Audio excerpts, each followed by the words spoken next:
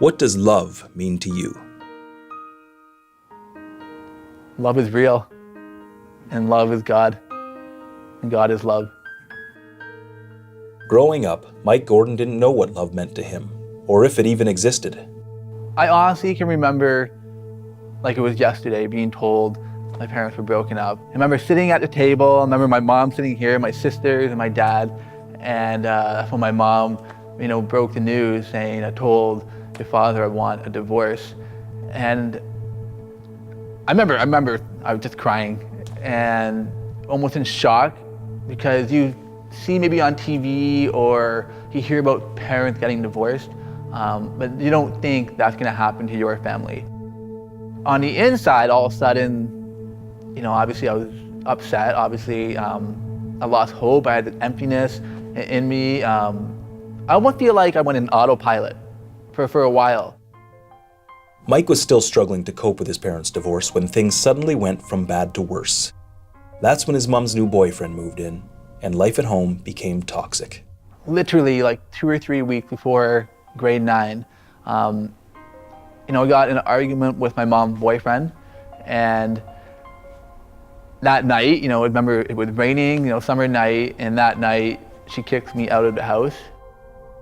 So the next day, the police had to escort me back into the house, gave me a garbage bag, and they literally said, you got 5 minutes to get your stuff. Mike's only option was to move in with his dad, but since the divorce, his life had spiraled out of control.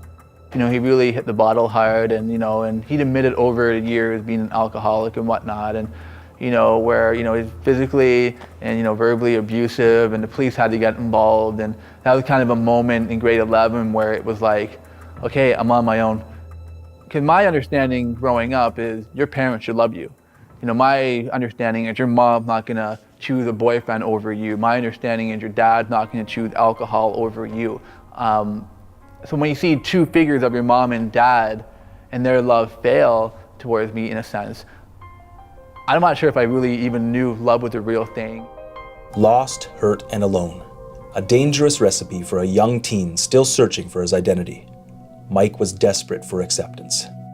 I started getting mixed up with the wrong people. I lost care of consequences, and I would just do whatever it was, whatever seemed right in the moment. So if it was, with the drinking or the drugs or crime or whatever it was okay, because I felt like I had nothing to lose, in a sense, in life. So I would look whatever direction I had to go to and could go to, and almost tried anything I could to maybe fill that void. Mike left high school with no direction and no hope for a future. But hope found Mike. One of my friends who started coming to this church said, Mike, come with me one week and we'll play basketball, and no strings attached. So I gave it a shot, went in there, started playing basketball, and would come on a weekly basis.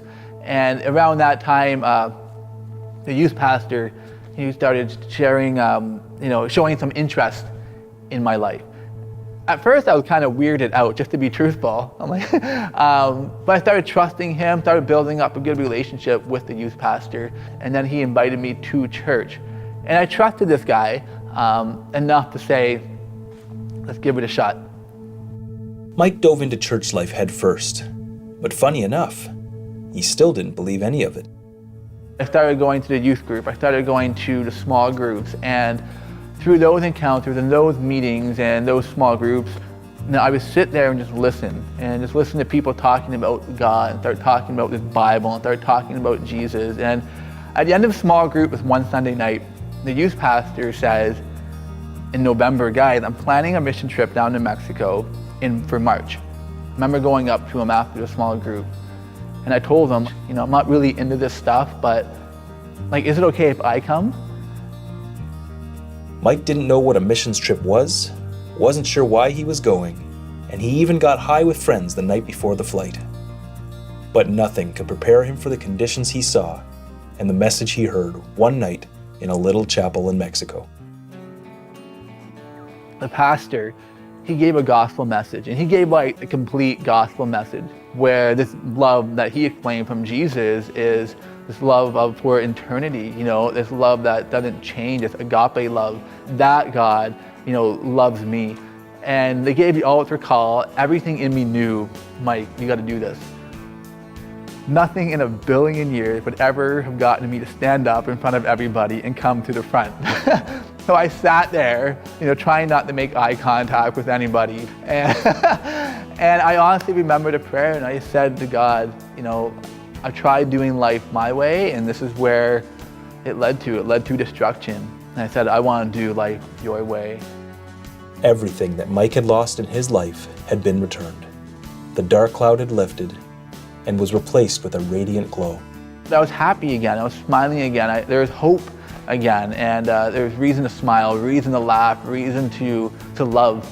And so my heart on the inside, everything had changed, and I honestly became a new creation. Jesus is the answer, and I'm trying to play my little part in trying to share that with people and train people how to share that with others. Mike Gordon was set free by the truth, set free by love. Love is real, and love is God, and God is love.